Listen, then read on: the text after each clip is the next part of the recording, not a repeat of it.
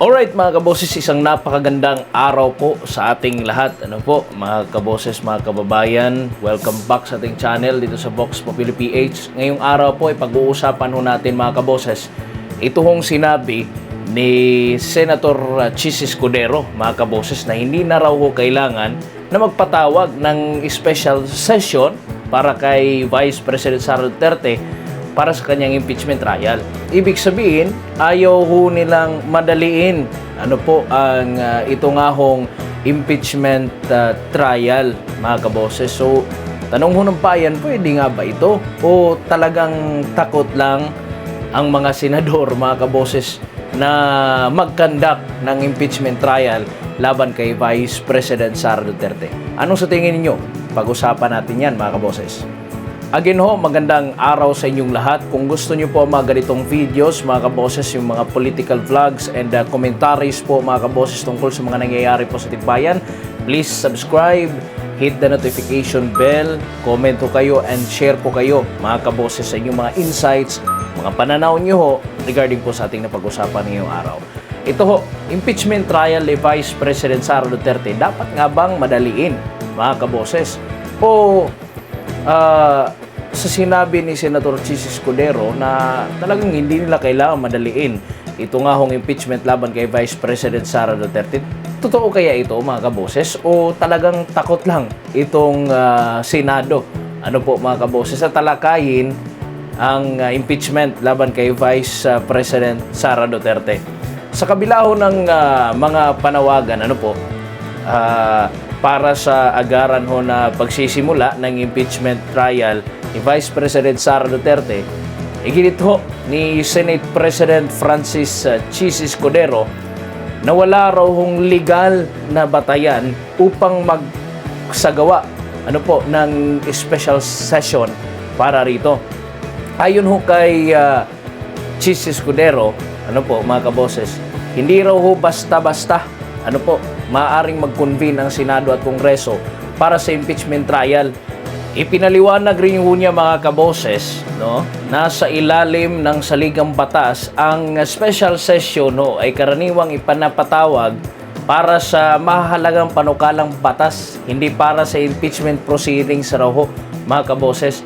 Sabi niya, automatic lang daw na magko-convene ng Kongreso kapag may deklarasyon ng batas militar o kung may desisyon ng gabinete na hindi na kayang gampanan ng Pangulong kanyang tungkulin, mga kaboses. Yun po yung sabi ni Chis Escudero, mga kaboses.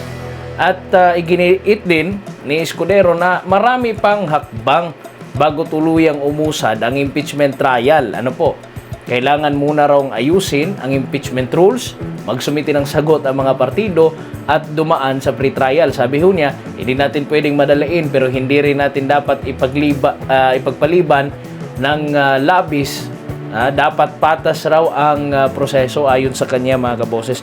Marami ho ang nagtataka kasi ayon ho kasi sa dating COMELEC Commissioner na si Rene Sarmiento, dapat raw ho agad nang simulan ng Senado ang proseso kasi batay raw ho sa saligang batas, dapat forthwith proceed o agad gawin agad, mga kaboses. Yun po yung salin ho sa Tagalog, ang impeachment trial kapag naipasa na ho ng mababang kapulungan o ng lower house, mga kaboses, ang articles of impeachment. Kasi ito po sinabi ni Sarmiento, sa Tagalog na bersyon ng ating saligang batas, ang ibig sabihin ng forthwith proceed ay dapat isunod kaagad.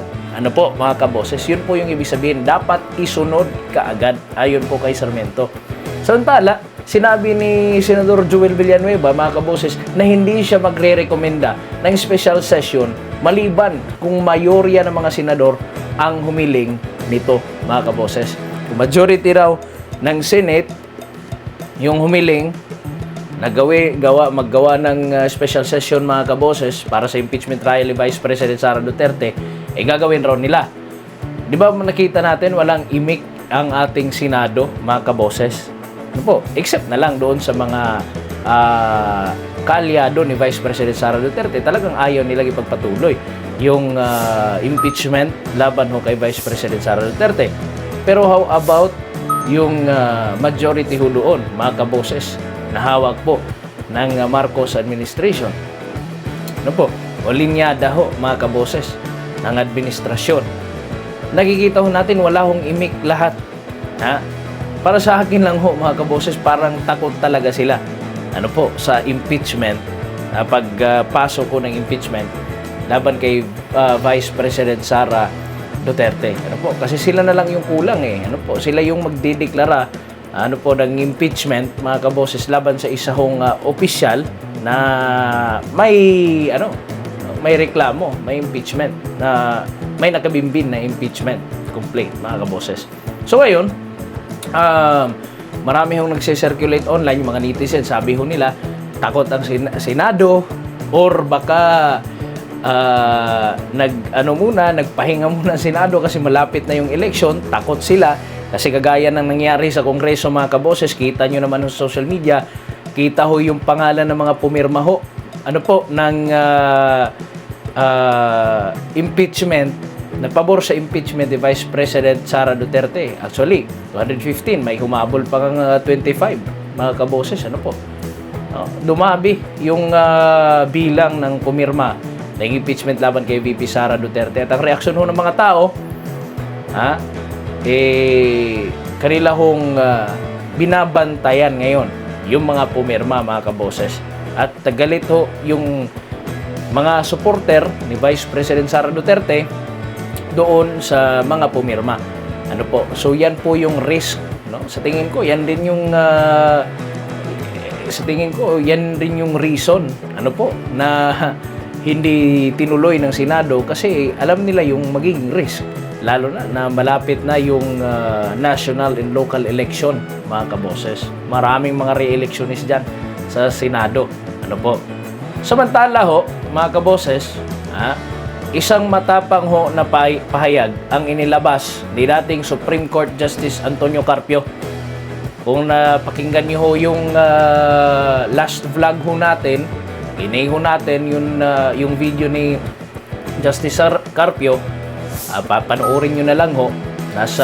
Ilalagay ko ho ang link dito sa itaas.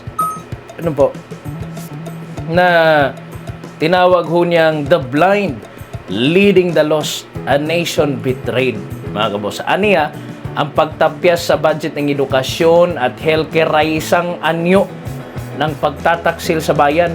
Sinabi rin ho niya ng 26 billion inilaan para sa AKAP program ay isang anyo ng election bribe at hindi tunay na pagtulong sa mamamayan.